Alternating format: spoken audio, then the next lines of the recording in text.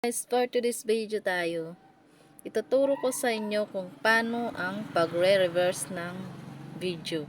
Tulad ng mga nagtitrending ngayon guys. Ituturo ko sa inyo kung paano mag-reverse. Let's watch.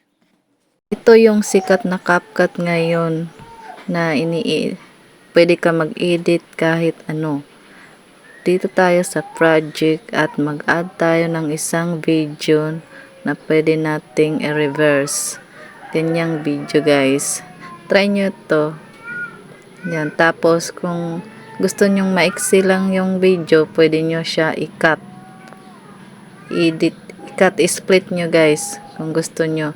At punta tayo dito sa reverse. Yan lang kasimple guys. Hanapin nyo lang yung reverse. Yan. Ganyan lang kadali guys mag-reverse. Yung nagme-million views ngayon. Ganyan lang guys. Kadali. Oh, tingnan nyo guys. Oh, diba magic?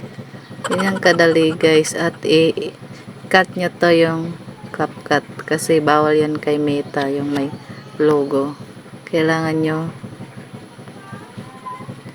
i-cut yung CapCut na yun kasi bawal yun. Yun lang guys. Thank you. Kung nagustuhan mo tong video na to, just follow and share na rin. Subscribe. Thank you.